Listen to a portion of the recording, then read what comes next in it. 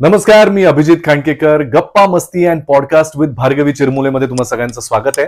आज I know उत्तम host आहेसच आणि तू उत्तम पद्धतीने ते करतोस हे माहितीये, पण शोचं नाव काय आहे? गप्पा मस्ती and podcast with Bhargavi Chirmule. Bhargavi Chirmule. मग मी तुझी मुलाखत घेणार आहे. तुला इथे बोलायचंय, तू तिथे बसणार आहेस. जा. अच्छा, हा, सॉरी. तर मग गप्पा मस्ती अँड पॉडकास्ट विथ भार्गवी चिरमुलेच्या आजच्या भागात तुम्हाला तर कळलं मी कोणाशी गप्पा मारते. गप्पा मारणारे माझ्या खूप जवळच्या मित्राशी, अर्थात तुम्हा सगळ्यांचा लाडका अभिनेता अभिजित खांडकेकरशी. हाय अभिजित. मला इथेच गंमत येते की मी हाय नमस्कार, तुमचं स्वागत आहे या पॉडकास्ट मध्ये वगैरे.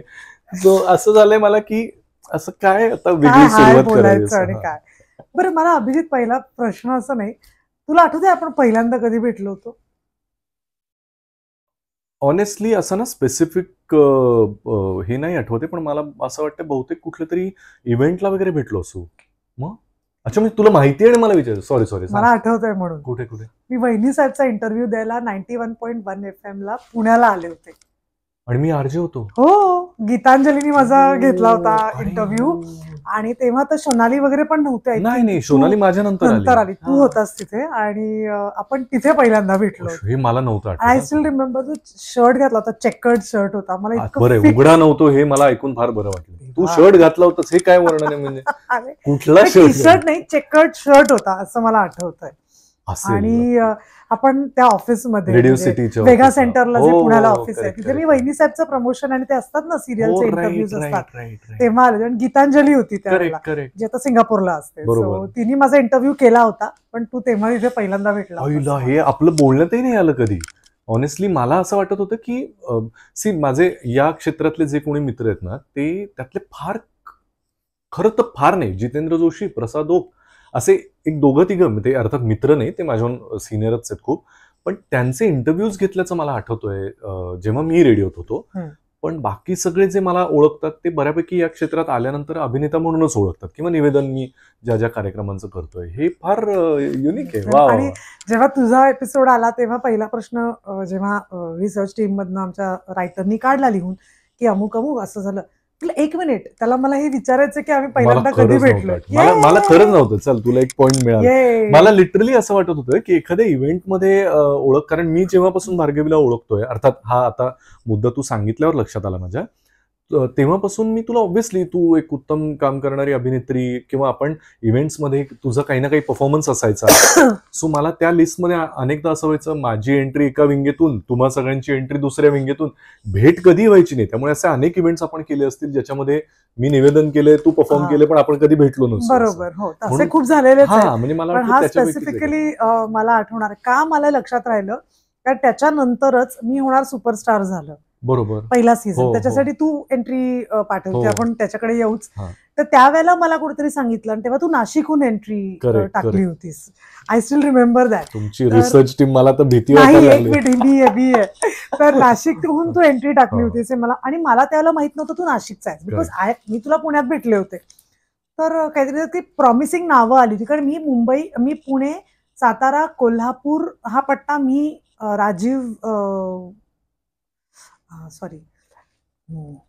अतुल काळे, मी आणि राजीव पाटील आम्ही तिघं या पट्ट्याला जज होतो. पुणे, सांगली, सातारा, कोल्हापूर. सो आम्ही सगळे फायनल जेव्हा सगळे जजेस बसलो तेव्हा नाशिक मधनं तुझं नाव, की प्रॉमिसिंग काही ठराविक नावं काढली, त्याच्यात तुझं नाव होतं. म्हटलं एक मिनिट, हा अभिजित खांडकेकर म्हणजे हा आरजे येतो. हो, अरे म्हटलं तो तर पुण्याचा आहे, मग तो आपल्या लिस्टमध्ये का नाहीये असं. पण नाशिक. सो हे म्हणून मला ना खूप फिक्स मेमरी आहे ती माझ्या डोक्यामध्ये. हो, आणि आपलं इतकं कधी बोलणं कधीच नाही एवढं, बाकी दुनियाभरच्या गप्पा मारतो आपण, पण हे नाही. सो प्रेक्षकांना मला हे सांगायला आवडेल की अभिजित हा खूप फेमस त्याचा आरजे होता. खूप प्रेक्षकांना माहिती असेल, पण खूप जणांना माहिती नसेल. तर त्या तुझ्या प्रवासाविषयी सांग की आरजे टू ऍक्टर हा प्रवास कसा झाला तुझा? मी आरजे पण कसा झाला त्याच्या आधीच एक छोटा चंक आहे जो पण मला अनेकांना माहिती नाहीये. मी कॉलेजमध्ये असताना 10वी पर्यंत ना मी असं रोखलेला वारू असतो ना तसा होतो. कारण काय होतं, अनफॉर्च्युनेटली आमच्या शाळेमध्ये गॅदरिंग्स किंवा नाटकांच्या स्पर्धा किंवा हे इतके होत नसत, तर कमी होत्या. तर मला आठवतंय शाळेच्या गॅदरिंगमध्ये इयत्ता 8वी मध्ये मी एक कालचक्र नावाचं नाटक स्वतः लिहिलं होतं, दिग्दर्शित केलं होतं आणि आमच्या वर्ग शिक्षिकेची अट होती म्हणून सगळ्या वर्गाला इन्व्हॉल्व्ह करून ते बसवलं पण होतं. आणि त्यामध्ये असे स्पेशल इफेक्ट्स वगैरे काहीतरी एलईडीचे लाईट्स, ब्लॅकआउट्स असं बरंच करून ते पार लोकल न्यूज चॅनलवर दाखवलं होतं. सो आय वॉज लाईक अचानक मी सगळ्यांच्या नजरेत, अरे हा कुठून एवढं नाटक बिटक. सो त्यांना खूप सुप्त इच्छा माझ्यामधल्या होत्या, जे 11वी मी स्वप्नगंधा नावाच्या नाशिकच्या संस्थेला जॉईन झालो. त्याच्यामध्ये सगळ्यात क्रेडिट आणि हे जाहीरपणे मला द्यायचं आहे लीना पांगारकर नावाच्या आमच्या फार जवळच्या मैत्रिणीला, जी आता पुण्यात असते, जिनं मला पहिल्यांदा आपण म्हणतो ना की नाटकाच्या इथे नेणं. She is a very dear family friend, खूप जवळची मैत्रीण आहे. तर तिने मी तिला खूप कधीपासून मला ॲक्टिंगमध्ये मला काय कळत नाहीये कोणाला, ती म्हणाले चल विवेक गरुड म्हणून तुला माहिती असतील. म्हणलं त्यांना कोण नाही ओळखत, चल मी नेते तुला विवेक दादाकडे, असं म्हणून तिने मला नेलं. आणि पहिल्याच दिवशी काय नाव तुझं वगैरे सगळं विचारलं. मी सांगितलं अमुक अमुक, ये उद्यापासून ये. मला असं अशी कुठली संस्था आहे की ज्यांच्या सलग रिहर्सल चालूच आहेत. तर म्हणलं ओके सर, पण मी विचारू शकतो का की कसल्या तालमी आहेत या? राज्यनाट्य. मला असं आपलं पहिलं नाटक राज्यनाट्य. तर अर्थात मी खूप मोठ्या टीमपैकी एक होतो आणि ते नाटक झाल्यानंतर रिव्ह्यूमध्ये मला कळलं की याचा नक्की अर्थ काय होता नाटकाचा. हा, म्हणजे इतकं मी अनभिज्ञ होतो या सगळ्याशी. पण अभिनयातले काय म्हणू किडे, आवड हे खूप आधीपासून होतच. तर 11वी या बरोबरीनं लोकल न्यूज चॅनलला मी वृत्तनिवेदक म्हणून जॉईन झालो, जे अनेकांना माहिती नाहीये. कॉलेज चालू असताना, BCom करत असताना मी पार्ट टाइम 6 वर्ष वृत्तनिवेदक आणि व्हॉइस ओव्हर आर्टिस्ट म्हणून काम केलं. तेव्हा I was the highest paid. मला 75 रुपये पर डे मिळायचा, सगळ्यात जास्त होता तो. आणि 50 रुपये व्हॉइस ओव्हर्सला मिळायचे. तर यू कॅन इमॅजिन, मी महिनाभर 15 दिवस जरी काम केलं तरी मला बऱ्यापैकी पैसे मिळायचे.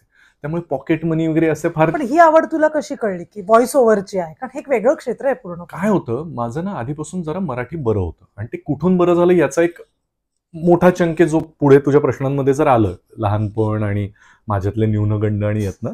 सो माझं मराठी बरं करण्याच्या प्रयत्नात, भाषा सुधारण्याच्या प्रयत्नामध्ये माझं मराठी समूह बरं झालं. माझं वाचन वाढलं, शब्दोच्चार किंवा एक कॉन्फिडन्स, स्टेज फ्राईट बऱ्यापैकी कमी झाला. तर याच्यामध्ये व्हायचं असं, 11वी नाटक करत असताना एक स्टेजची मजा यायला लागली होती ना. त्यावेळेला मी काही लोकल वृत्तनिवेदकांना बघायचो आणि फॉर व्हेरियस रिझन्स मला असं वाटायचं, यार यांच्यापेक्षा आपण बरं करू शकतो, कारण यांना तर समोर दिसत असेल प्रॉम्प्टरवर. आणि त्याच्यातही काहींचे उच्चार किंवा भाषा, अगेन मी काही पुण्याची भाषा, शुद्ध भाषा, प्रमाण भाषा या वादात पडणार नाही, माझं असं अजिबात म्हणणं नाहीये. पण तरी सुद्धा एक वृत्तनिवेदक म्हणून एक आब असतो ना तुमचा. नमस्कार, आज या बातम्या, आपल्याला वाटतं ना काहीतरी आता ऐकावं. नमस्कार, अमुक अमुक प्रादेशिक बातम्या देत आहेत, असा आवाज ऐकल्यानंतर ना नकळत एक ऑथॉरिटी असते त्या आवाजात. तर मला असं वाटतं आपण का नाही करू शकत, म्हणून मी त्याकडे वळलो. तर तेव्हा एक वेद नावाचा चॅनल नाशिकला, आय थिंक अजूनही तो आहे चॅनल. आणि वय वर्ष 16, कवळा पोरगा, इयत्ता 11वी, असं मी जेव्हा इंटरव्ह्यूला गेलो तर मला आठवतंय, नाशिकचे एक मोठे पॉलिटिकल लीडर आहेत, तर दिलीप खैरे म्हणून. तर त्यांनी मला बसवलं, हां काय करतोस तू? 11वी. त्यांनी असं पाहिलं होतं, काय 11वी, याला कोणी बोलवलं? हां हे घे बाळा, पुढच्या वेळेला ये, असं करून मला कार्ड देऊन पाठवलं होतं. पण इव्हेंच्युअली माझं काम त्यांना आवडलं आणि मी 6.5 वर्ष ऑलमोस्ट ते काम केलं. सो त्यामुळे ना ही बॅकग्राऊंड होती. आता 6 वर्ष काम केल्यानंतर नकळत तुमच्यात एक कॉन्फिडन्स येतो, दिलेलं स्क्रिप्ट वाचण्याचा, प्रॉम्प्टर वाचण्याचा. ते प्रॉम्प्टर पण आमचे फार गावठी पद्धतीने केलेले इंटरेस्टिंग असायचे. सो त्यामुळे ना हे सगळं होतं. आता हे घेऊन मी जेव्हा मासकॉम करायला पुण्यात आलो, माझ्या डोक्यामध्ये पहिलं होतं की आता पुण्याच्या थिएटरमध्ये मी घुसतो की नाही बघा. आता पुण्यामध्ये एखाद्या मस्त ग्रुपला जॉईन करू, मग काय पुढे मुंबई बिंबई, असं एक बारीक बॅक ऑफ द माइंड होतं. अनफॉर्च्युनेटली फॉर्च्युनेटली असं झालं, मास कम्युनिकेशन हा विषय असल्यामुळे माझं नाटकांऐवजी ना शॉर्ट फिल्म्स याच्याकडे जास्त ओढा समूह होत गेला. बरं, आम्हाला समर नखाते सर, जे गुरुवर्य आहेत या क्षेत्रातले, त्यांच्याकडून धडे मिळत आहेत, हे होतंय. असं करत असताना ना समूह ते नाटक माझं खूप बाजूला पडलं. याच्यामध्ये बराच काळ गेला आणि ना मी कुठल्या ग्रुपला जाऊन अप्रोच झालो, ना माझा कोणाशी काही संबंध आला. अर्थात काही फार चांगले नट आमच्या या शॉर्ट फिल्मच्या निमित्तानं युनिव्हर्सिटीमध्ये येत असत आणि मला त्यांच्याबरोबर काम करायची संधी मिळत होती, पण असिस्टंट म्हणून. म्हणजे हे तुलाही माहिती आहे की नाही मला माहिती नाही, पण पुणे विद्यापीठामध्ये संज्ञापन विभाग जो आहे, म्हणजे basically masters in communication studies नावाचा कोर्स जो मी केला, त्याच्यामध्ये साधारण 20 शॉर्ट फिल्म्सला मी असिस्ट केलं. मग डिरेक्शन, प्रोडक्शन, डिरेक्टरचा असिस्टंट, अमुक पार सगळं, म्हणजे विटा आणण्यापासून ते आर्टिस्टला आणण्यापासून अशा अनेक गोष्टी. तर त्यावेळेला हेमंत ढोमे आणि ही कलाकार मंडळी आमच्या इथे येऊन काम करायची. अंकुर काकतकर माझा सिनियर होता, अजून बऱ्याच जणांमध्ये. तर तेव्हा नकळत नाटक बाजूला पडलं, पण बॅक ऑफ द माइंड हे होतं की आपल्याला या क्षेत्रातलं काहीतरी ना करायचं आहे, आवड आहे. अनफॉर्च्युनेटली त्यावेळेला ललित कलातले जे स्टुडंट आमच्या इथे आलेले होते त्यांना नट म्हणून एक वेगळा दर्जा असायचा मास्कोम मध्ये आलेले. आणि उदाहरणार्थ म्हणजे शार्दुल सराफ. शार्दुल हा उत्तम नट होता तेव्हा, आता तो रायटर म्हणून, दिग्दर्शक म्हणून फार उत्तम काम करतोय, अभिनेता तर उत्तम आहेच, पण त्यावेळेला ना सगळे त्याला नट म्हणून ओळखायचे, कारण ललित मधून आलेत. मला कोणीच नाही, मला पण करायचंय, मी पण बरं करतो, जरा मला प्लीज घ्या. कोणीही एकाही शॉर्ट फिल्म मध्ये संधी दिली नाही, काहीच नाही. बारीक फ्रंट ऑफ कॅमेरा, हा म्हणजे ऍक्टर, हा. तर बाकी मागे खूप कामं केली. आता याच वेळेला coming back to your question, पुण्यामध्ये आरजे हंट चालू होतं रेडिओ मिर्चीचं. तेव्हा आरजे अनिरुद्ध आणि आरजे शुभ्रा. अनिरुद्ध नंतर बराच काळ आखाती देशांमध्ये, दुबईमध्ये फार मोठा आरजे बनून, आता मला माहिती नाही, आम्ही संपर्कात नाही आहोत. Shubhra was heading big FM चं प्रोग्रॅमिंग सगळं. सो हे दोघं जण जज करायला होते. आणि मला अजून आठवते, पुण्यातल्या FC रोडवर पूर्वी CCD होतं, असं एक चिन्ह वर चढून जायचं वगैरे, आणि तिथे त्या ऑडिशन्स होत्या. आणि मला असं झालं, यार साधारण वृत्तनिवेदनासारखंच आहे ना, फक्त तिथे थोडंसं आपल्याला फॉर्मल बोलावं लागतं, इथे जरा खुलून बोलायचंय, करू की ट्राय, काय फरक पडतो. स्क्रिप्ट नाही, काही नाही, दिवसभर असा गचाळ अवतारात तिथे मी गेलो, म्हणजे बघू तर काय होतं. आणि लास्ट डे होता तो, आय थिंक. आणि मला अजून आठवतंय, हे दोघंही कंटाळले होते, कॉफी पिऊन, एक काहीतरी मफिन खात खात त्यांनी, हा कोण आहे नेक्स्ट, आणि मी आलो. आणि मी काहीतरी छोटंसं तयार केलं होतं, लाईक अ स्टँडअप कॉमेडी, पटकन त्यांना चेअरअप करावं किंवा या हेतून. आणि ते मी केलं आणि त्यांना भाई हा सापडला असं झालं. आणि अनिरुद्ध मला अजून सांगतो, हा आमचा फाइंड आहे, हे मी सगळ्यांना सांगतो वगैरे. आणि त्यावेळेला Girish Kulkarni, famous actor Girish Kulkarni was our cluster head. Mumbai आणि गोवा रिजन गिरीशकडे होतं, आणि त्यानंतर त्याने ते सोडून वळू आणि या चित्रपटांकडे तो वळला. सो त्यामुळे या सगळ्या लोकांनी मला तेव्हा निवडलं, त्या क्षेत्रामधल्या बऱ्याचशा गोष्टी शिकवल्या, आणि मग रेडिओचा प्रवास मग तिथून मिरची आणि सिटी असा झाला. सो ऑनेस्टली असं काही डोक्यात नव्हतं. रेडिओसाठी मी पूर्वी काम केलंच होतं, पण प्रायव्हेट FM साठी नव्हतं केलं. सो तसं म्हणता ऍक्सिडेंटली, पण समहाऊ ज्या स्किल्समध्ये मी पारंगत व्हायचा प्रयत्न करत होतो त्याच्याशी संलग्न असंच हे क्षेत्र होतं. अल्टिमेटली मी त्या आरजे हंट जिंकलो, पण मला एक पुण्यातलं हे काय तिथेच ट्रॉफी आहे. 1400-1500 लोकांमधून मी पहिला आलो.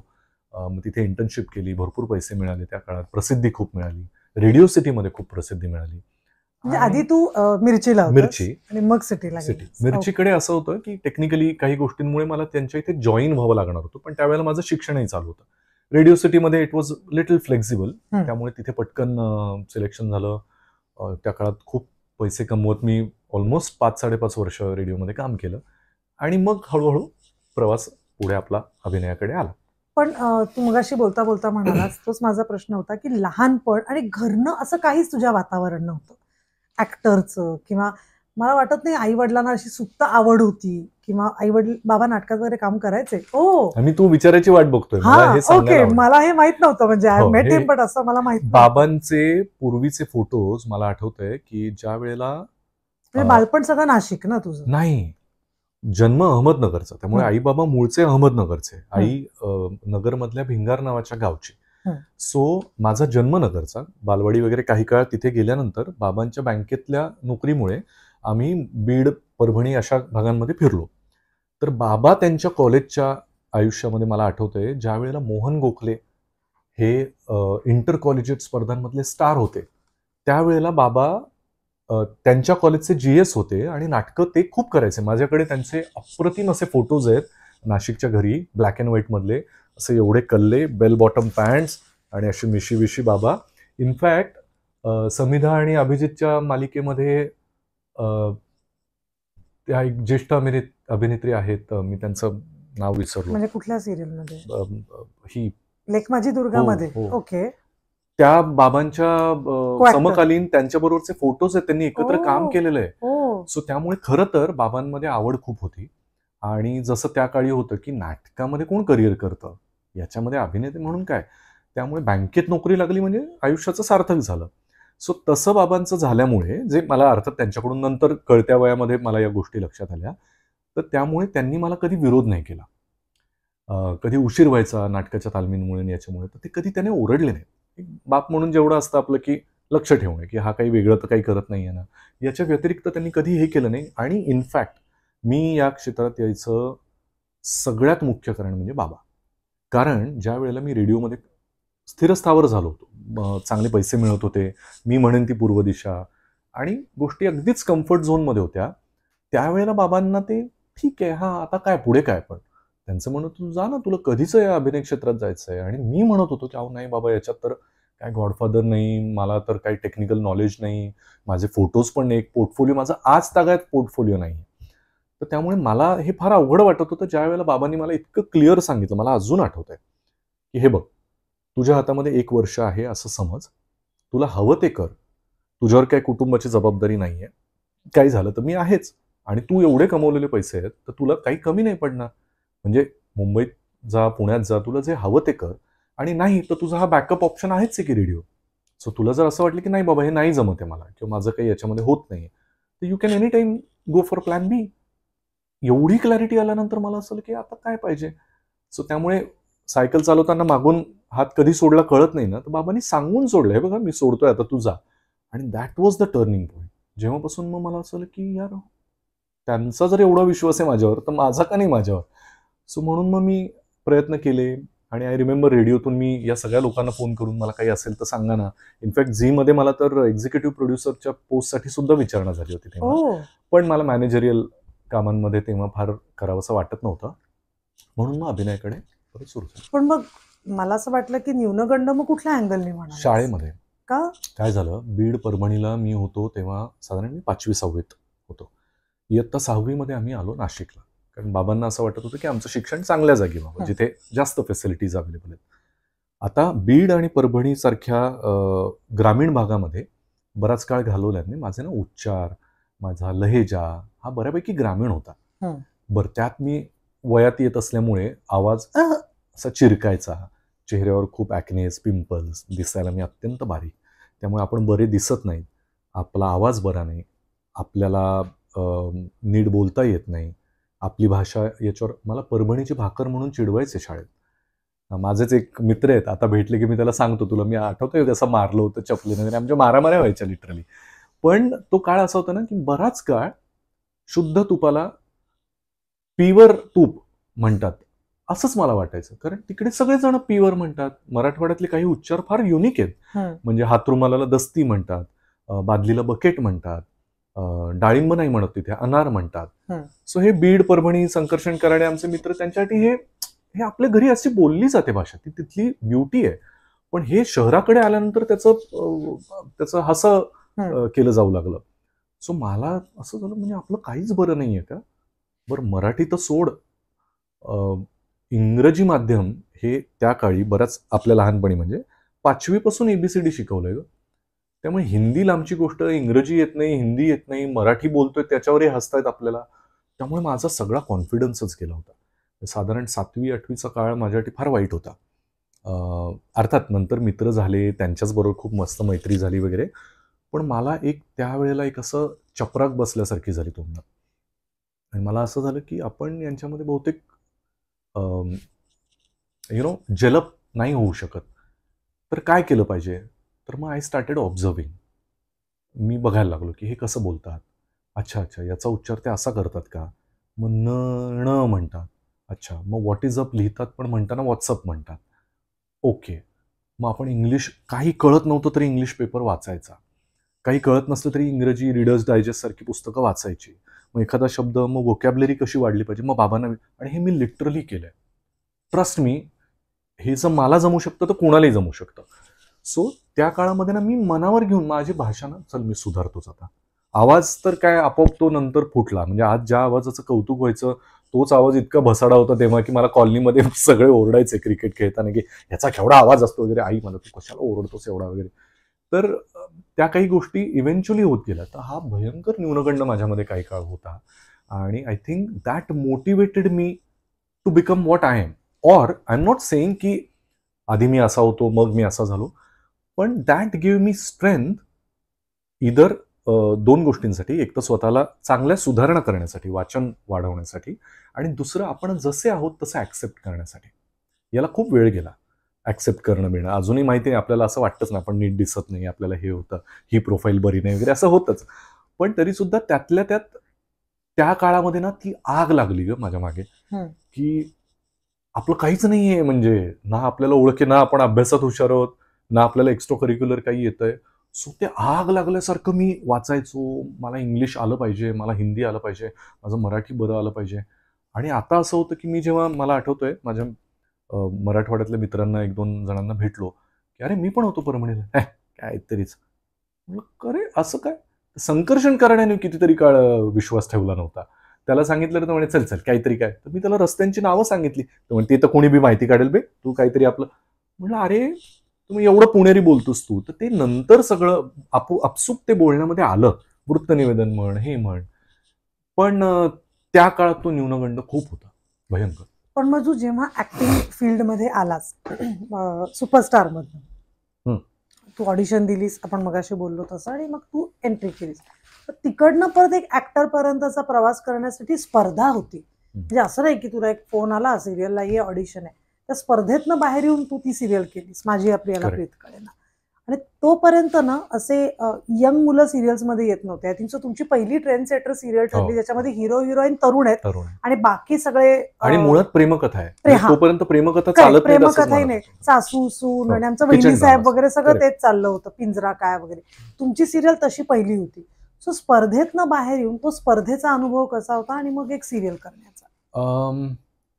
स्पर्धेचा अनुभव उत्तम होता. म्हणजे इट वॉज लाईक अ पेड नाही म्हणणार, it was like a workshop. स्पर्धेचा अनुभव उत्तम होता. It was like a workshop for me. Sachin Goswami, Sachin Mote हे आम्हाला ग्रूमिंगला होते. हे आमचे स्किट्स बसून घ्यायचे. महेश वांजरेकर, आपल्या सुप्रिया पिळगावकर हे जजेस होते. त्यामुळे त्यांच्या टिप्स पण खूप छान असायच्या. आता याच वेळेला माझं मास्कॉम संपत आलेलं होतं. एकीकडे मी रेडिओमध्ये जॉब करत होतो, जे त्यांनी मला एका पॉइंटला काढलं, 2 महिन्यांचा पगार दिला नाही. आज अर्थात तिथेच इंटरव्ह्यूला बोलवतात, पण पण ते त्या काळामध्ये ना मग खूप धावपळ झाली. सो जो स्विच ओव्हरचा पिरियड असतो ना तो होता. सो ऑनेस्टली स्पर्धेमध्ये ना मला लक्षात आलं की आपल्या लिमिटेशन्स काय आहेत. कारण खरं सांगायचं तर हे बघ, मी ना काही, I am not a trained actor. मी कुठल्या संस्थेमधून शिकून नाही आलेलो. एका संस्थेमध्ये मी काम केलं, त्यातनं जे शिकायला मिळालं तेवढंच. पण अनुभव हा नाटकापुरता, एकांकिकांपुरता, कॉलेजच्या स्पर्धांपुरता मर्यादित होता. प्रोफेशनली काम करण्याचा अनुभव अजिबात नव्हता, जे आमच्यातल्या काहींना फार उत्तम येत होतं. आणि त्यातला सगळ्यात अवघड प्रकार म्हणजे विनोदी भूमिका, कॉमेडी. तर निलेश साबळे, तेजपाल वाघ, निखिल राऊत, नम्रता पण होती, नम्रता होती, योगिनी चौक होती, धनश्री होती. सगळे आम्ही तिथूनच आलेलो आहोत. ज्योती मालशे, सगळी मोठी गँग. तर त्यावेळेला ना यातल्या अनेकांनी खूप मोठी मोठी कामं आधीपासून करत असल्यामुळे, निखिल तर बाल रंगभूमीचा स्टार होता, निखिल राऊत, आणि त्याने खूप स्पर्धा गाजवल्या होत्या. तेजपाल वाघने किती केलं होतं, निलेश साबळेने किती केलं होतं. सो यांच्याबरोबर ना काम करताना आम्हाला कळायचं की प्रोजेक्शन किती असावं, एखाद्या भूमिकेचा ग्राफ. नमा वंडरफुल ॲक्ट्रेस तेव्हापासून. तर त्यांच्याबरोबर असताना तो ग्राफ कसा ते बघतात, किंवा प्रत्येकाकडून शिकण्यासारखं होतं ना.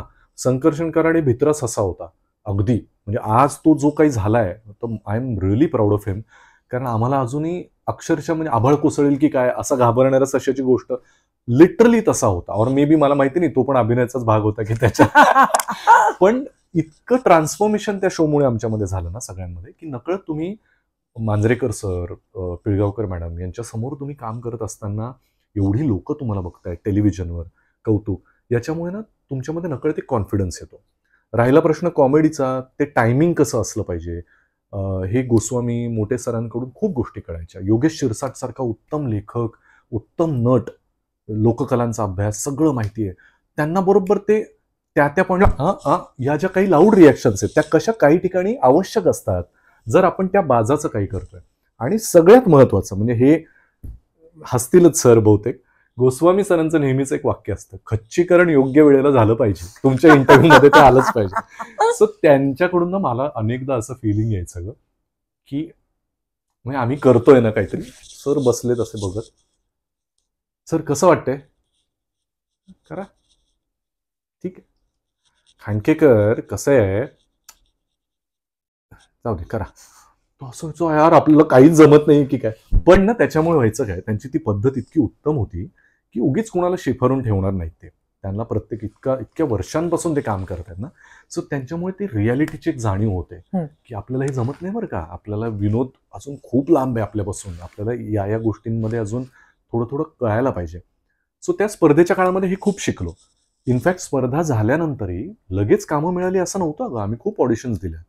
म्हणजे मला आठवतंय तेव्हा मी मुंबईला शिफ्ट पण नव्हतो झालो, मी नाशिकलाच होतो. मग जाऊन येऊन करायचं, पंचवटी एक्सप्रेस पकडायची नाशिकहून, मुंबईला उतरायचं सीएसटीला, तिथून ज्या एरियामध्ये जायचं तो एरिया किती लांब आहे माहितीच नाही, मग ते ट्रेनने जायचं, मग लोकल कोणी असेल त्याला विचारून, असं करत करत खूप ऑडिशन. म्हणजे मला आठवतंय तिथे वेगळेच प्रॉब्लेम. आत्तापर्यंत मी ग्रामीण आहे म्हणून प्रॉब्लेम होता, आता मी अतिशहरी दिसतो म्हणून ग्रामीण भागातल्या भूमिका मला मिळत नव्हत्या. सो मला आठवते नेहा पेंडसेची मालिका कुठली होती, भाग्यलक्ष्मीसाठी मी दिली होती ऑडिशन, जिथे विवेक राऊतचं सिलेक्शन झालं. तर त्या रोलसाठी दिलं होतं आणि मला त्यांनी पण सांगितलं की जरा शहरी वाटतो, कारण मी असा गोरा गोमटा टी शर्ट बिशर्ट मध्ये, बरं ती भाषा काही माझी रोजची बोलण्याची भाषा नाही, त्यामुळे तसे अनेक रोल मिळाले नाहीत त्या काळात. आणि त्यामुळे मला असं चला आता आपला स्ट्रगल सुरू झाला. फॉर्च्युनेटली अश्विन पाटील जे आज झी स्टुडिओज मराठीचे प्रमुख आहेत, हे तेव्हा एक्झिक्युटिव्ह प्रोड्युसर म्हणून झीला होते आणि झी टॉकीजला हेड करत होते, प्रमुख होते. सो त्यांनी माझी एकांबरोबर ओळख करून दिली आणि त्यावेळेला राम राम महाराष्ट्र नावाचा जो कार्यक्रम झी मराठीवर असतो त्याच्या निवेदनासाठी ते म्हणे आम्ही बघतोय कोणीतरी, तर तू करशील का, तुला आवडेल का. म्हणलं अरे निवेदन नेकीवर पूछपूछ, मला तर आवडेल. फक्त तेव्हा एक ग्लिच होता, तो म्हणजे जनरली टेलिव्हिजनवर मॉर्निंग शोला सुंदर स्त्री असली पाहिजे, बरोबर, असा एक बेसिक हे होता. त्यामुळे तू केलंस राम राम महाराष्ट्र, सगळ्यांनी केलं. त्यावेळेला मला आठवतंय मी ऑडिशनला गेलो होतो, तर आतून अशी नखशिखांत सुंदर मृगनयनी अशी पल्लवी वैद्य अशी आली होती, हा कसं आहे सगळे, हा हा, आणि मी असं हे बघूनच की हे काय सौंदर्य आहे, आपण कसे फाटके होत, आपल्याला कोण बघायला येणार सकाळी. तर असं करून ते ऑडिशन दिलं, त्याचे खूप एपिसोड्स मी केले. आणि ते असं होतं की तो हातखंडा असल्यामुळे खूपच Ram Ram Maharashtra was a very famous. आणि मग वाढदिवसाच्या शुभेच्छा, मुक्तमुख बरंच असायचं भविष्य. तर त्याच्यामध्ये मला आठवतंय दिवसाला 7-7, 8-8 एपिसोड्स आम्ही काढायचो, जास्त 20-20 आय थिंक. आणि तिथून सुरुवात झाली. सो मग हा स्पर्धेचा अनुभव, याचा अनुभव त्या काळामध्ये झी मराठी सगळ्यांनाच आम्हाला खूप अगदी आपलं असल्यासारखं जपलं. म्हणजे अमित फाळके, अश्विन पाटील, इतर अनेक, म्हणजे सुगंधा लोणीकर, तिने तर पहिला मी फोन तिला केला होता, दीपक राजाध्यक्ष, आपले निखिल साने सर, या सगळ्यांनी आम्हाला खूप प्रेमानं वागवलं त्या काळामध्ये. आणि जणू आपलीच मुलं असल्यासारखं, की जणू काही आमचं करिअर होणं ही त्यांची जबाबदारी आहे, असं त्यांच्या वागण्यामध्ये नेहमी असायचं. त्यामुळे नंतर नंतर मग तुम्ही या ऑडिशनला जा बरं का, त्या ऑडिशनला जा बरं का, असंच आम्हाला झीकडून एकदा कळलं एका मोठ्या प्रोडक्शन हाऊससाठी ऑडिशन आहे, आणि बालाजीकडून कळलं एका मोठ्या चॅनलसाठी ऑडिशन. मग मला कळलं साधारण आपण कुठे चाललं. सो मी माझ्या प्रियालाच्या ऑडिशनला गेलो आणि तिथे मी 2 कॅरेक्टर्स वाचली. एकाचं नाव होतं अभिजित, एकाचं नाव होतं जय. आणि अभिजित आपल्याच नावानं लिहिलेलं कॅरेक्टर आपल्याला करायला मिळणं पहिल्याच मालिकेमध्ये यासारखं मोठं भाग्य नाही, तर ते शेवटी मग पुढे इव्हेंच्युअली घडल्या या गोष्टी. पण बालाजी बद्दल ना खूप मिक्स्ड रिॲक्शन्स असतात ऍक्टर्स म्हणून करताना पण, की बापरे बालाजीची सिरियल करावी न करावी. काही जणांचा एक्सपिरियन्स खूपच छान आहे, काही जण डिसअपॉइंटेड आहेत थोडेसे नाव आणि सगळ्यामुळे. तुझा अनुभव काय आहे? मी जनरली बोलणं टाळतो, म्हणजे मला अजिबात याच्यामध्ये इंटरेस्ट नाही आहे की मी डायरेक्ट बोलतो वगैरे. पण ऑनेस्टली पहिली मालिका, आणि I won't entirely blame the production house per se, पण कसं असतं अनेक लोक इन्व्हॉल्ड असतात आणि वेगवेगळ्या लेवलवर इन्व्हॉल्ड असतात. सो एखाद्या प्रोडक्शन हाऊसमध्ये अल्टिमेटली तुम्हाला काय ट्रीटमेंट मिळते हे सगळं या गोष्टींवर अवलंबून असतं. पहिली मालिका, आणि आता मागे वळून बघताना लक्षात येतं की नाही, आम्हाला काही काही बाबतींमध्ये फारच वाईट पद्धतीनं वागवण्यात आलं. खूप कमी पैशांमध्ये कामं करून घेण्यात आली. Which is also fine. ठीक आहे, इट्स पार्ट ऑफ बिझनेस आणि ते काय आता रडून उपयोग नाही. काही कोणी गन पॉईंटवर आम्हाला सांगितलं नव्हतं, त्याच मालिकेनं आम्हाला प्रसिद्धी मिळवून दिली आणि हे ते.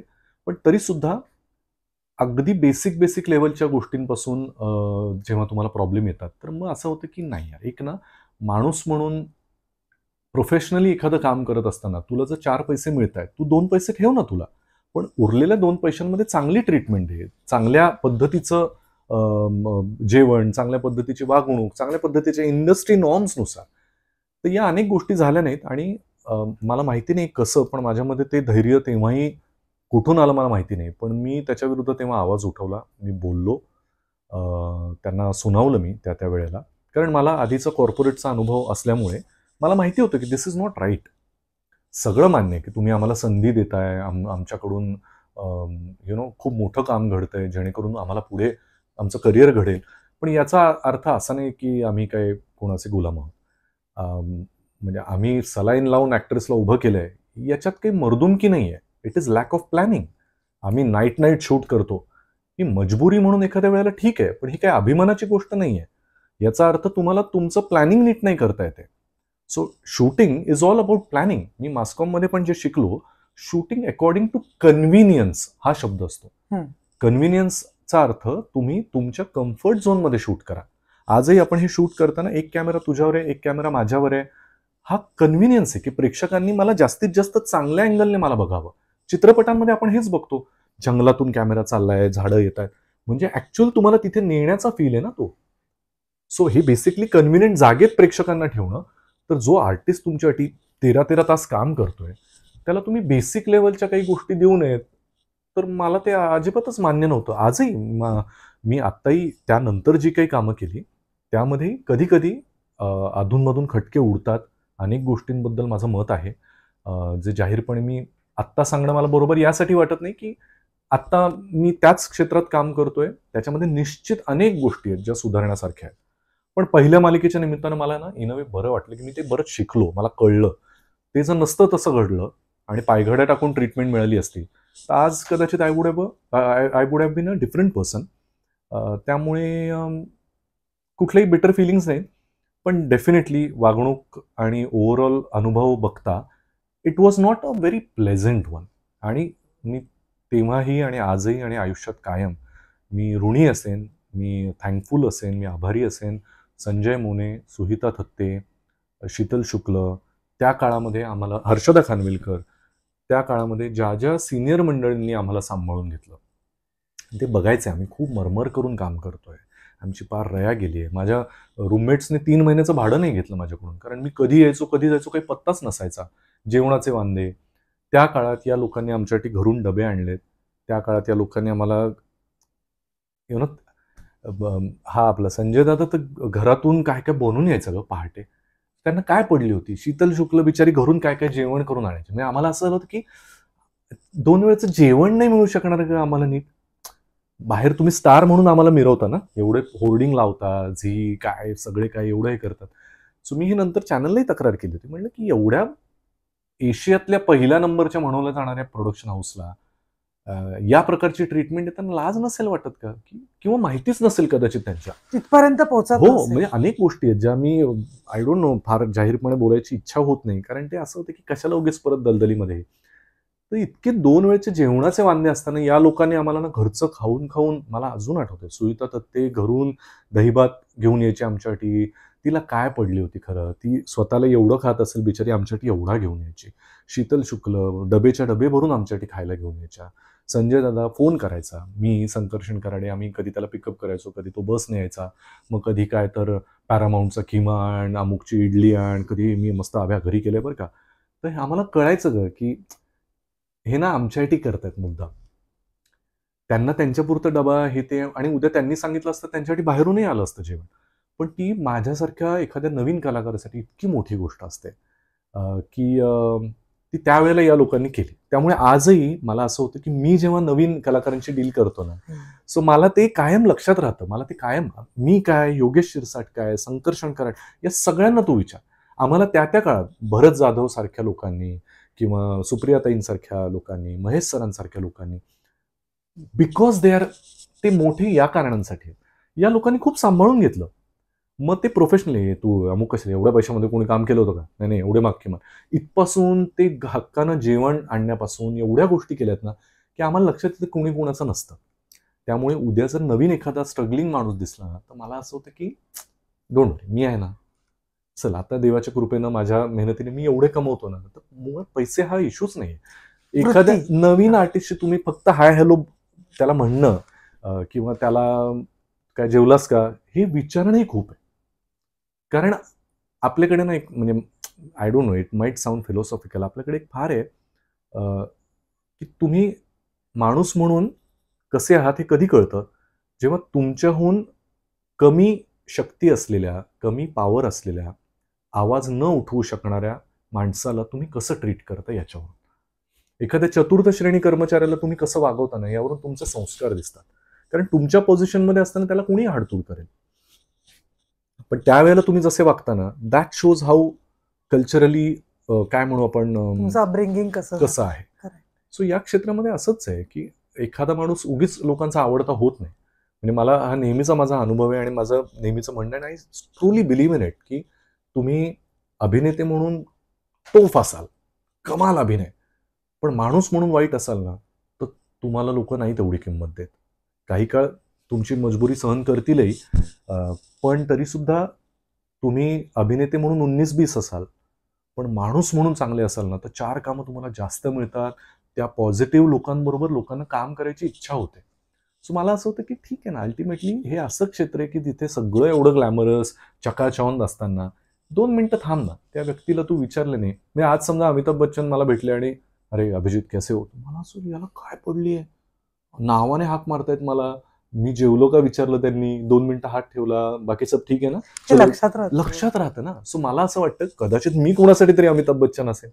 मला आजकाल खूप जण येऊन भेटतात आणि सर तुमची पहिली मालिका मी फॅन आहे, मला खूप इच्छा होती, आणि काही जणांबरोबर मी कामही केलं.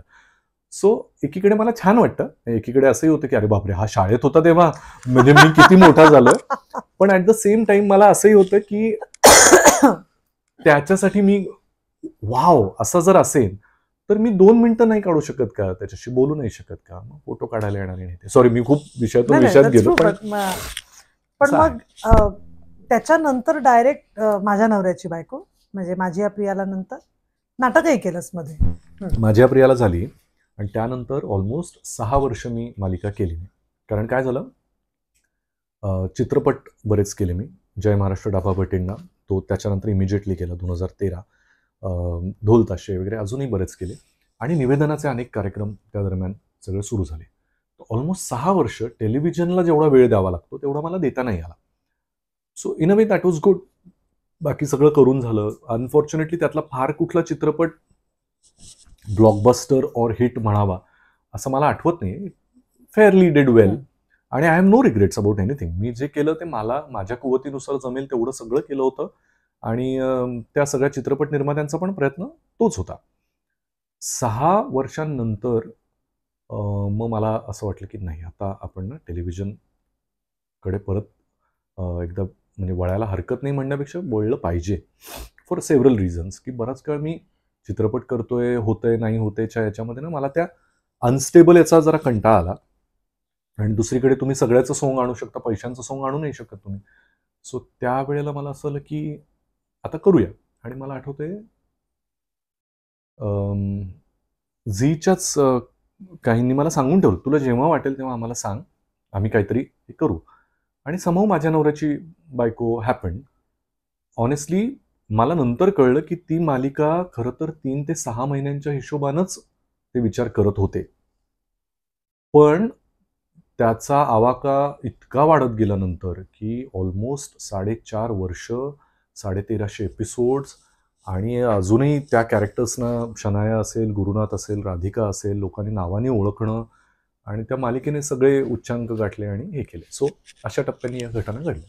पण आता खरं तर माझी या प्रियाला मध्ये तू हिरो होतास. माझ्या नवऱ्याची बायको मध्ये जर तुझ्या रोलचा विचार केला तर युवर विलन नाही म्हणणार, ग्रे कॅरेक्टर, की आपण विलनच म्हणूया खरं तर. कारण असा एक नवरा ज्याला बायको असताना त्याचं एक नाही अनेक अफेअर्स आपण नंतर दाखवली. पण स्ट्रेंज आणि सरप्राइझिंगली तुझ्यावर खूपच प्रेम केलं. म्हणजे गॅरी वॉज लाईक सगळ्यांच्या घरातला. म्हणजे माझा एक आईचा किस्सा सांगते. माझी आई सिरियल बघायची, त्यात एक काहीतरी तुझी गाढवावरनं धिंड बिंड असा काहीतरी एक एपिसोड होता बाबा, काळं लावलं होतं तोंडाला आणि असं गाढव नव्हतं या टाईप मध्ये त्यांनी मला पाहिलं असेल आणि वाटलं असेल तुझी धिंड निघते वगैरे असं बरंच काय काय होतं. आणि ती एक्स्ट्रीमली अपसेट होती. तर मला असं वाटतं खरं तर तू विलन सिरियलचा, तुझा राग आलाच पाहिजे, पण असं न होता सगळ्याच कॅरेक्टर्सवर प्रेम होतं सिरियल मधल्या, पण तुझ्यावर तर खूपच जास्त प्रेम केलं. त्यामुळे कॅरेक्टर पण थोडं नंतर त्याला एक ग्रे टिंज द्यायला लागले. ब्लॅक पासून ते ग्रे पर्यंत आले असं एक बघताना जाणवतं. तुझं काय मत आहे पर्सनली? पण तू ती कशी घेतलीस? एक निगेटिव्ह कॅरेक्टर आहे ना नरेशन मध्ये, hero to a villain to again a hero of the serial. हा प्रवास तुला कसा वाटतो? त्या सिरियलचे किस्से आहेत. अरे खूप आहेत. मला एक तर हा प्रश्न मला आवडतो, कारण फक्त माझ्या नवऱ्याची बायको न म्हणता गुरुनाथ सुभेदार या एका कॅरेक्टर बद्दलच बऱ्याच गोष्टी आहेत. सो मला सांगायला आवडेल. सगळ्यात आधी या ज्या प्रसंगाबद्दल तू म्हणालीस की माझी धिंड काढण्यात येते, मला अजून आठवतंय तेव्हा पाऊस पडला होता आणि या सगळ्या बायका मिळून मला मारतात. टोमॅटो, अंडी, कपडे फाडतात. ते ॲक्च्युअल कपडे फाडले होते. नंतर मला आठवते माझ्या छातीवर नखांच्या खुणाबिणा होत्या, कारण त्या जोशात ज्या काही महिला कलाकार तेव्हा आलेल्या होत्या त्यांनी टारा ते फाडलं होतं. ते काळं निळं झालंय हे ते असं ॲक्च्युअल झालं होतं. आणि मला अजून आठवतंय सुहिता थत्ते, तिने मला बाजूला घेतलं आणि ती ढसा रडली. नाही रे, असं बघवत नाही रे, कसं करायला लावतायत आपल्याला. तुम्हाला असं लागलं नाही आहे नो सुहिताताई, पण तिलाच इतकं ते वाईट झालं होतं, वाटलं होतं. गुरुनाथ सुभेदारची भूमिका मला जेव्हा आली तर माझ्या डोक्यामध्ये विलन करायचं की नाही करायचं वगैरे असे प्रश्न नव्हते, और मला काही ती इन्सिक्युरिटी नव्हती. पण मी केदार वैद्य, आमचे दिग्दर्शक तेव्हाचे, त्यांना मी खूप प्रश्न विचारले आणि त्यांनी मला एक सांगितलं की हे बघ, हे ना काही ग्रे नाहीये कॅरेक्टर, हे ब्लॅक आहे, तो वाईट आहे, त्याला काही पडलेलं नाहीये, त्याचा मुलगा आहे ते, त्याला फक्त असं असं वाटतं. आता मी एक गोष्ट आज तुम्हा सगळ्यांसमोर रिव्हील करतो, जी कदाचित माहिती नसेल, और मी आठवत नाही कुठल्या प्लॅटफॉर्मवर बोललो असेल की नाही. गुरुनाथ सुभेदार हा नंतर जसा पॉप्युलर होत गेला, बाहेर खयाली माणूस आणि खूप लफडेबाज, आणि ते तसं कॅरेक्टर नव्हतंच. इमॅजिन, तुम्ही जर सुरुवातीचे एपिसोड अजूनही काढून पाहिले तर OTTवर, गुरुनाथ सुभेदारचं म्हणणं एवढंच होतं की माझी बायको गावंढळ वागते आणि ती वेड्यासारखी वागते, म्हणून मला तिचा कंटाळा येतो, आणि म्हणून शनायासारखी एक यंग ऑफिसमधली कलीग जिच्याबरोबर राहून मलाही यंग वाटतं, एवढंच त्याचं कारण होतं. त्याच्या व्यतिरिक्त तो जी आवडेल ती मुलगी आणि हिच्यावर असं नव्हतं ते. पण ते नंतर काय झालं, त्यातला तो गुण प्रेक्षकांना इतका आवडत गेला की मग त्याला तसं तसं करत शेवटचा एपिसोड मला आठवतोय सगळ्या बायका मला हकलून देतात, मी रस्त्यावर आहे आणि मी म्हणतो आता बाईचं नावच नाही काढणार, आणि अचानक रिक्षामधून असा एक पाय बाहेर येतो.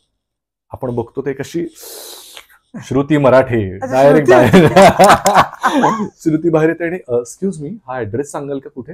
आणि मी असं एवढंच माझं स्माईल लागतं. तर मला असं असं नाहीये मी, पण ते नंतर ना इव्हेंच्युअली तसं होत गेलं. पण समहाऊ काय आहे, ती गंमत प्रेक्षकांनाही आली, निर्मात्यांना म्हणजे चॅनलमधले आमचे प्रोडक्शन हाऊसचे यांनाही ते कळत गेलं की पीपल आर लव्हिंग इट, तर वाय डोंट वी. म्हणून मग अनेक माया, इतर कॅरेक्टर्स अशी बरेच जण येत गेली. याचं मी क्रेडिट सगळ्या टीमला देतो. चॅनलमध्ये ज्यांनी कोणी ती कन्सेप्च्युलाइज केली, त्याच्यानंतर आमच्या इथे क्रिएटिव्ह लेवलवर, आणि सगळ्यात महत्त्वाचं म्हणजे रोहिणी निनावे. रोहिणी निनावेंनी ही मालिका लिहिताना मला एक त्यांच्या तोंडून ऐकल्याचं मला आठवतंय. त्यांनी मला हे स्पेसिफिक सांगितलं होतं की हे कॅरेक्टर आहे ना, त्याचं थोडक्यात वर्णन करायला गेलं तर लवेबल बास्टर्ड, म्हणजे आपल्या आयुष्यामध्ये असं अनेक जण असतात बघ की कसला गोड आहे ना पण हरामखोर आहे, किंवा इतका हरामखोर आहे ना पण गोड आहे, बाकी काय माहिती नाही काय त्याचं. सो ते म्हणाले ते असं कॅरेक्टर आहे. आणि समहाऊ मला असं नंतर वाटलं पसंत, जसा मी दिसतो वैयक्तिक, काय गोरा गोमटा, ओके चॉकलेट हिरो म्हणतात, पण त्या झोन मधला, मुळात राकट नाही आहेत माझे लुक्स असे ना. सो तसं असताना असा माणूस वाईट वागू शकेल का, हा जो कॉन्ट्रास्ट होता ना तो वर्क झाला, इज व्हॉट आय फील. त्यामुळे मी त्याचं क्रेडिट माझ्याकडे घेऊच नाही शकत कधी. मी माझ्या परीनं जमेल तेवढा प्रयत्न केला तो हे राखण्याचा. अर्थात अद्वैत दादरकर आणि हे नंतर माझ्या ह्याच्यात आल्यानंतर तो अभिजित गुरु हे मला नेहमी कौतुकानं म्हणतात की तू फार कन्व्हिन्सिंगली ते केलंस. तर मला असं म्हणजे कन्व्हिन्सिंगली करण्यासारखंच ते कॅरेक्टर होतं की मी आहे वाईट तर मी करणारच या गोष्टी. सो मी तो विश्वास राखत ते करायचा प्रयत्न केला. पण त्याच्या मागचं हे ब्रीफ माझ्या डोक्यात कायम होतं, लवेबल बास्टर्ड, की काही झालं तरी तो चांगला जरी वागला पण तो हरामखोर आहे तो बॅक ऑफ द माइंड. त्यामुळे अरे हा असं कसा वागेल असे प्रश्न माझ्या मनात मी येऊ नाही दिले. आणि टेलिव्हिजन हे कन्व्हिक्शनवर चालतं. जोपर्यंत तुम्हाला ही थाळी अशी कशी उडेल बुवा, वारा अचानक येऊन ओढणी कशी येईल, हे प्रश्न तुम्हाला पडणं बंद होतं, तेव्हा तुम्ही ते कन्व्हिन्सिंगली करायचा प्रयत्न करता, विच आय डिड आणि विच वर्क. त्यामुळे त्यानिमित्तानं मालिका प्रचंड गाजली. लोकांचे मला आजपर्यंत आम्ही गॅरी म्हणूनच ओळखतो तुम्हाला, हे अजूनही लोकांचं येतं. आणि त्यानिमित्तानं अजून सगळ्यात महत्वाचा अँगल मला समजला, जो म्हणजे अख्खा पॉडकास्टचा एक वेगळा विषय होऊ शकतो. तो म्हणजे आपल्या समाजामध्ये ज्या गोष्टींना निषिद्ध मानलं जातं, अशा अनेक गोष्टी समाजामध्ये प्रचलित आहेत. सर्वमान्य नसतील कदाचित, त्या घडतात. म्हणजे you can't ignore them. For example, विवाहित असताना सुद्धा तुमचं एखाद्या स्त्रीवर किंवा एखाद्या पुरुषावर प्रेम असणं, मग ते प्लॅटॉनिक असू दे, शारीरिक स्वरूपातलं असू दे, कशाही प्रकारचं, ही गोष्ट खरं तर सगळीकडे घडते. Nobody will openly come and admit about it की हां त्यात काय, मला अगदी योग्य वाटतं, असं कधी कोणी म्हणणार नाही. पण या निमित्तानं असं झालं, असे जे सगळे कोंडमारा झालेले पुरुष स्त्रिया असतील, हे नकळत माझ्यापाशी येऊन ओपन अप व्हायला लागले. म्हणजे मी गंमत सांगतो, आपण असा एक एपिसोड करूच सिरियसली. म्हणजे सुरुवातीला काय व्हायला लागायचं, आम्ही बघतो बरं का तुमची मालिका, हा मस्तच असतं तुमचं, हा शनाया वगैरे सगळं, आणि तिथून सुरुवात होती. मग नंतर ते आलं, आमचं पण तुमच्यासारखंच आहे बरं का. तर मला काही कळलं नाही. म्हणजे तर एक गृहस्थ मला भेटले, ते म्हणे अहो म्हणजे कसं होतं, माझी बायको माझी एक मैत्रीण आहे म्हणे शाळेपासूनची, आमची फॅमिली फ्रेंड आहे, माझी खूप चांगली मैत्रीण आहे. असं बायकोपेक्षा माझ्या गप्पा तिच्याशी जास्त होतात. तर ही आली बघा तुमची शनाया, असं आमच्यात गमतीचा विषय. अच्छा अच्छा म्हटलं तसं. तर असं वाटत असताना ना मला काही काही पुरुष असे भेटले जे मला उघडपणे सांगायचे, सर आपली पण आहे बरं का एक शनाया.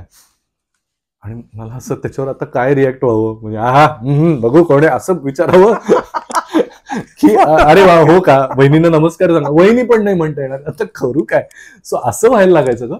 त्याच्यात पुढची स्टेप मला आठवते, मी पुण्याच्या जवळ भोरच्या इथे मी पण सचिनचं शूट करत होतो. तर माझ्या 1-2 मित्रांना भेटायला मी एका रेस्टॉरंटला गेलो जेवायला रात्री. अर्थात ओळखलं लोकांनी, फोटो सह्या सुरू झालं. एक कपल आलं फोटो काढायचा, या फोटो काढला. मग इतरांबरोबर फोटो काढत असताना ते तिथेच घुटमळत होते. मग म्हणे सर एक तुम्हाला सांगायचं होतं. काय, आमचं पण तुमच्यासारखंच आहे बरं का. आता हे मला सवय झाली होती ना. म्हटलं अरे वा तुमची पण शनाया आहे का. नाही हीच शनाया आहे. तर तो त्या गर्लफ्रेंड बरोबर फिरायला आला होता, वहिनी घरी होत्या. आणि मला असं झालं की ओके हॅलो. म्हणजे आता तो इतके वेगवेगळे अनुभव येत गेले ना की मग नंतर ते अवघड असं झालं की माझ्याबरोबर जी मुलगी असेल ती शनाया. म्हणजे गंमत अशी झाली, आता ईशा केसकर जिने नंतर शनायाची भूमिका केली, ती आमची मैत्रीण आहेच आहे, आमच्या शेजारीच राहायची. She is like a family friend, अगदीच घरी येऊन जाऊन सुखदा आणि मी. तर ती आणि मी कुठेतरी एकदा जात असताना गाडीमध्ये ती शेजारी होती. अरे अच्छा तुम्ही आहेत का, आम्हाला वाटलं शनाया, असं गमतीने म्हणाले. तर ईशाने पण हसत, बघ अभ्या आता मी शनाया झाले. आणि नंतर तिनेच तो रोल केला काही काळानं. आणि मग परत अर्थात रसिका आलीच होती. सो अशी सगळी गंमत जम्मत खूप घडत गेली. पण त्याचे परिणाम असे झाले की सुखदा बरोबर असताना सुद्धा, तो किस्सा आम्हाला ऐकायचा आहे. सुखदा बरोबर असताना सुद्धा आम्ही बघायचो बरं का सिरियल, खूप आवडायची मस्तपैकी. काय तुमची तर काय बाबा मज्जा आहे, 2-2, 3-3. आता काय आम्हाला वाटलं आता शनायाच असेल बरोबर. तर मी हा नाही ही माझी बायको सुखदा. अच्छा या आहेत का, अच्छा आता या असतात का. या असतात का म्हणजे ते काही लायब्ररीतलं पुस्तक नाही मी आपलं दर आठवड्याला बदलून आणतो, याच आहेत, याच असणार आहेत आता, या आयुष्यभरासाठी आहेत आता, संपला विषय. तर ते इतके, पण ते काय होतं ना, म्हणजे लोकांना सुचत नाही बोलायचं किंवा काहीही बोलून जातात. एकदा एक लहान मुलगी ही खेळते बरं का, हा ओळखलं का कोणी, ओळखलं का कोणी, असे त्याचे असफल प्रयत्न झाल्यानंतर मला जाऊ दे का नाही ओळखत ती बिचारी बोलतही नाही आणि काहीतरी. आम्ही तिला सांगत असतो तुमच्या अर्क्यांपासून लांब राहा जरा. म्हणजे तुम्ही कौतुक करताय की काय, म्हणजे मी काय काय समजू त्याच्यावर. आम्ही सांगत असतो तिला, अरे आत्ता कौतुक करत होता ना, असं झालं मला. मी तुला सांगितलं की नाही माहित नाही, माझ्या कुठेतरी कार्यक्रमाला गेले होते इव्हेंटला, आणि तोपर्यंत आपलं बहुतेक माहोल मुली आणि सिरियल चालू होती तुझी माहोल मुलींच्या वेळेला. हा, तर तेव्हा आणि काहीतरी तर नाही त्याच्या आधी काहीतरी असं काहीतरी झालं होतं, आणि सुखदा आणि असं काहीतरी आपला ग्रुप फोटो आणि असं काहीतरी होतं. सिरियल चालू होती तुझी, आय स्टील रिमेंबर. आणि मी कुठल्या तरी इव्हेंटला गेले होते आणि आपला ग्रुपवर फोटो टाकला असेल काहीतरी, तर एक बाई म्हणाली, अहो त्या अभिजित खांडकेकरांची बायको ती सुंदर आहे, कशाला मग असं काहीतरी करतात. हो हो, एवढी छान बायको आहे मग कशाला. मी कुठलंही अरे आता साधं होतं काय, तू काय, समिधा काय, माझ्या मैत्रिणी खूप आहेत. Even Sukhada knows all about it. खूप मैत्रिणी आहेत माझे, जसे मित्र आहेत तशा मैत्रिणी आहेत. तर आता आपण सोशल मीडियावर कधी एकमेकांच्या याच्यावर कमेंट केली, फॉर एक्झाम्पल आता एखादी अभिनेत्री सुंदर दिसते, तिच्या याच्यावर मी लाईक करून कमेंट केली की हा लुकिंग गॉर्जस, सिम्पल. याच्यात काय मी कोणाचं काही म्हणजे काय विनयभंग नाही करत आहे ना काही. तर त्याच्यावर कमेंट्स लोकांचे येतात, गॅरी ते तरी सोड जरा वगैरे. तर मला असं होतं, अरे आता कोणाकोणाला आणि काय काय समजवायला जाऊ मी. तर मला असं झालं की आता मी एका अत्यंत जबाबदार बापाची भूमिका करतोय, लहान मुली आहेत, पण ते असताना सुद्धा अजूनही ते कॅरेक्टरची छाप इतकी स्ट्रॉंग होती, अजूनही आहे. सो म्हणजे I take it as a blessing only.